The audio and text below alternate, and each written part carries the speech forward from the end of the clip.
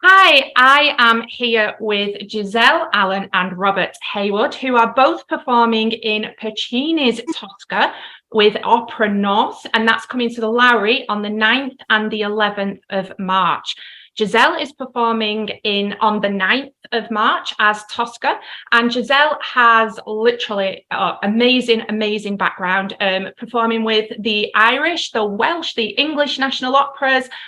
She has performed with the Canadian Opera Company, had performances live streamed all across Europe and broadcasted live on BBC4. Robert has performed with everyone everywhere, all the major UK opera companies, and of course all around the world with opera in Dallas, Houston, Frankfurt, San Diego. This is an incredible experience to have you both here today. So thank you so much for chatting with us at Manchester Theatres. You're welcome. So Tosca, we have this incredible opera that is so popular still and loved all around the world. And I think it's because it's got this relatable story that in its simplest form, I mean, you've got your love, you've got revenge, you've got murder, you've got all of these things.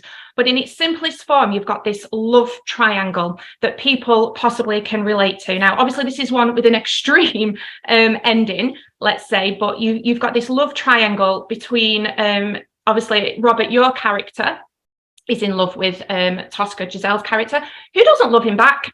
And so he goes to some lengths to kind of get what he wants. So can I leave you two to kind of expand on that story for us?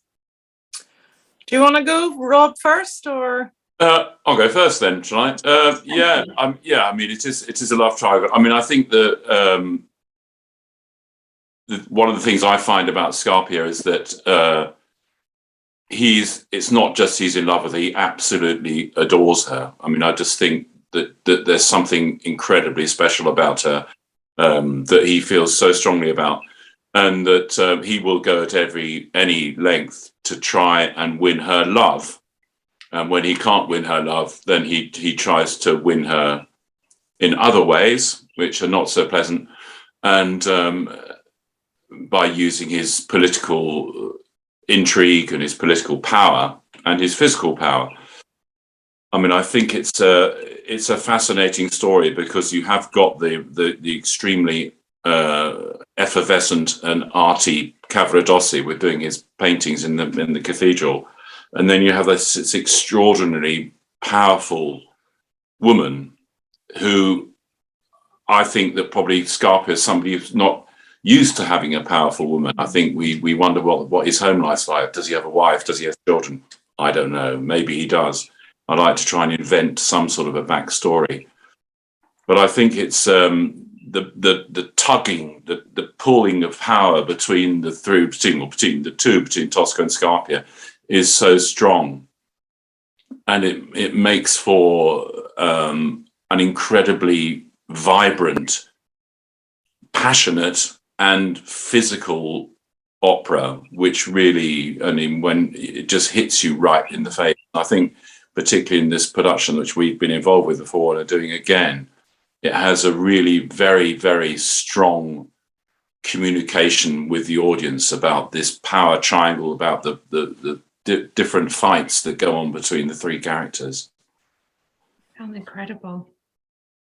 Is there anything you want to add to that, Giselle, or has he got it covered? I think he's kind of said it all. No, but I mean, I suppose from Tosca's point of view, you know, she's aware that he, you know, is in love with her. I mean, I think she's always felt that there's been a connection there from him, but she's, you know, she is totally in love with Cavaradossi, and she's also very religious. So, you know, for her, she's also very loyal, and couldn't even imagine, you know, not being with one person. It's one person for her, and that's it. But, you know, what's great about this production is that, yes, Act Two, as Rob said, when they're alone together and they're having this kind of, you know, when Scarpia is trying to convince Tosca to go with him. I mean, for us as actors, it's an incredible act. For Tosca, she goes through an entire dramatic journey, you know, from beginning to end of that act. and it's just, the music is just so powerful. I mean, even for us as musicians who are singing it all the time, every show is just so exciting and so, wonderful to do. Yeah, and I'm going to pick up on that a little bit. So obviously Tosca she's fiercely passionate. She's this prima donna character, and her story, it does revolve around how far will she go for love, and she's really put through it. She is really tested. So when you're performing, is it kind of cathartic to kind of go and let all of this emotion out, or can it leave you completely drained? Because it's not just the technical element and the acting element. You've got to have this personal reserve as well to perform. Is it somewhere sort of in the middle, or are you? Do you see what I'm saying? Or is Yeah, it? no, absolutely. Yeah. And people do often ask me this because I am someone, I do give absolutely 100%. I mean, I have to be careful, and obviously that's what rehearsals are for, because then you see how far you can kind of go to the extreme and still be able to sing well and give that emotion over. But I have found over the years that something that I do is that I can't do it any other way but give full 100% the whole time. And yes, it does leave me drained, but I feel that's just my process, and that's what I do. And luckily we're not singing every single day. We always have a day off or a few days off in between, but that's something that you kind of build your stamina for, I think. And Robert and I are both the same kind of actors. Even in rehearsals, we don't take a back seat. We always give kind of 100%, even when we're just rehearsing. And that means then that we build up this stamina to do it. And it's kind of hard with that really high emotion to not give it all. It doesn't work. It doesn't work if if you only give 50%, or if you're kind of trying to coast it. It just doesn't work for me. I don't know, Robert, how do you feel about that? I mean, we both are quite similar that way. Oh yeah, I definitely think, I mean, the thing about it is, when in rehearsal, in terms of the way we rehearse and the way we work, you get to a stage when the character is so deeply within you that you trust the character. So you almost step out of your own personality and trust yourself to be in the personality, to be in the body of the person that you are acting on stage. And we work at the singing, we work at that in a way. Once you get on stage, you sort of, there are moments when you have to think about it. On the way, you forget the singing because it's taken over by the person you are. So there's never any feeling of artifice or pretense about it. You really try and convince everybody who's out there that you are not Robert Hayward or Giselle Allen, that you are Tosca and you are Scarpia. And that honesty then comes through in the music, I think. Yeah, and with your character in particular, Robert, obviously he can be quite deeply hated by audiences. He very often gets booed at curtain calls. But for you performing him, you've surely got to look beyond that, because otherwise the fear is that you end up with almost like a pantomime type villain. So yeah. I'm guessing you've got to find some way of connecting, some way of liking him, or at the very least understanding him. Oh, absolutely. Well, I mean, I don't know whether it particularly works in this production, but I have done Scarpia a few times before. I think people should feel sorry for him. Yeah. I think he has a checkered background. I think probably his family is dysfunctional. I think, and going back to the religious aspect, I think he in a way blames God for making him the way he is. He has a very special relationship with God. I think they both do. They could well be, Tosca and Scarpia could be sitting next to each other in the front pew of the cathedral. We don't know. But I think that the Scarpia has I think particularly with characters who are perceived as being very evil, it's very easy just to stand up there and be evil. It's much more interesting to find out why they might be evil, even if it's completely untrue. So I invent a background to him. And in my case, I definitely think his relationship with God is very strange. He blames God for making him an evil person. He doesn't want to be an evil person. He wants to be in love with Tosca. He wants Tosca to come and disappear with him and go off to their mansion in the countryside or whatever.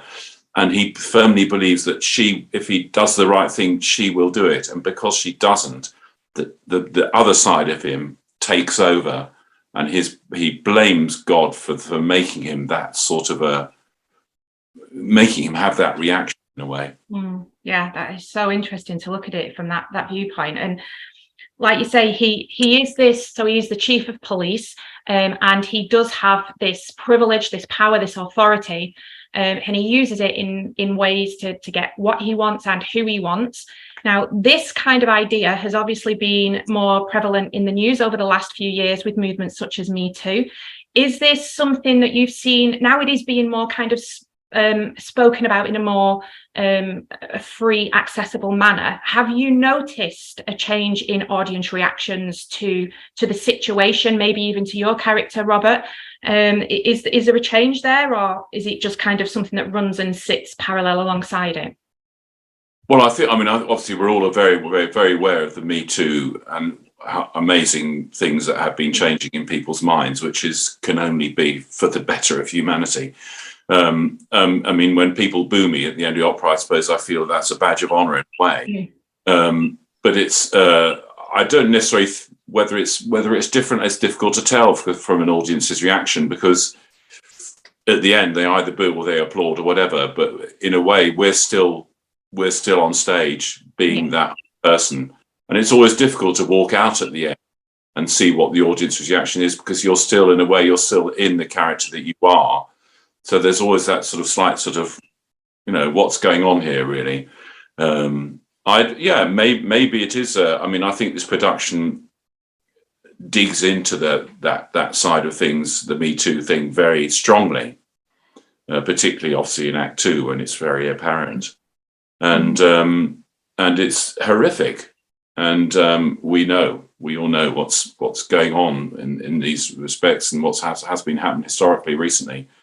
So I think that's very apparent to the audience, and hopefully they go away with that, with some sort of not necessarily a message, with a representation of what we are showing them. And if I can just add to that, I think, for me as a female, obviously as a woman, and yes, the Me Too movement is something that, myself and female friends and other singers have talked about for a long time, about in the industry. I mean, it went on. Thankfully, I never experienced it to the extreme, just the odd little thing, but nothing major, thankfully. But, I think that's why, from myself in this show, making it really, really truthful is really important to me. And, a lot of people say about the production that it's so near the bone. It's really uncomfortable, but it should be. It shouldn't be a glossy kind of, oh, we're going to see Tosca. I mean, and sometimes productions, older fashion productions don't. It's kind of like they don't really get down to the real truth of it. But Robert and I always felt like, no, this has got to be real. This has got to look frightening. And it is, like Robert said, when I'm on stage, I'm not myself. I am Tosca, and everything I react to is a truthful reaction to what he's doing to me. And it's why, like, the big aria that I sing, Visidarte, which often is taken as a sort of, oh, here's the big soprano aria coming up. But I don't do it like that, because to me, she's absolutely broken. And I don't, and it's not about the singing then. It's totally just all about the emotion and this broken woman who's lying on the floor, and that's what I think people react to as well. I think what comments that I have been, oh my God, like that was, we were just totally with you the whole time. It was so moving because you were absolutely destroyed, so hopefully that will also make people think about all of those things that go on as well. We know they do. I mean, that's the thing. It's real. We've got to accept it. We keep just pushing it away because it's uncomfortable. Yeah, absolutely. I've been watching the trailer for Tosca, and it looks incredible. I mean, the sets, the pieces and everything, it just looks amazing. And what I noticed was the costumes they're quite modern. There's, like you say, there's this modern element. And I personally think, I've seen Opera North things before, and I personally think that this is something that Opera North do fantastically well in trying to make opera accessible for everybody, not as an elite art form. And they do things with putting the subtitles up on screens so that you can follow what's going on, but not so many that your eyes are distracted from what's being performed on stage. They do digestible, understandable synopsis, both in the program and on the website. Anybody thinking to come and watch, check out the website. It is fantastic. So is this something that you feel quite strongly about trying to really open up opera for everybody? Because it should be there so that everybody can enjoy it. Absolutely. I mean, Opera North is peerless in that respect in terms of their reaching out into the community. I mean, you're going to just look at their recent project with South Asian arts with the Orfeo Monteverdi, which it was extraordinary. And I think that every opportunity, like the Cunning Little Vixen, they're doing schools performances for children, it's that's where we've got to reach out. Or ultimately, people say, I suppose it's because we want to try and make a new audience, but I think it's also because it's everybody deserves to see these works, really. In terms of the physical presentation of opera, again, the costume, the wardrobe, the makeup, the scenery department, the technical side of Opera North is astonishing. Some of these people have been there for a very long time, but the actual commitment to excellence is extraordinary. And we feel, I'm sure Giselle agrees with this, there's a very big family feel about Opera North. It's a very close-knit family, so that everybody who goes on stage or behind the stage has the same intent, which is to produce the very best art form, the very best performance to everybody who comes and sits in that auditorium. Yeah, I agree totally. I mean, what I love about working at Opera North, and they, have kind of nurtured me for 20 years from a young singer, and sort of gave me roles that suited me, and I've kind of really learnt my craft there, which has been amazing.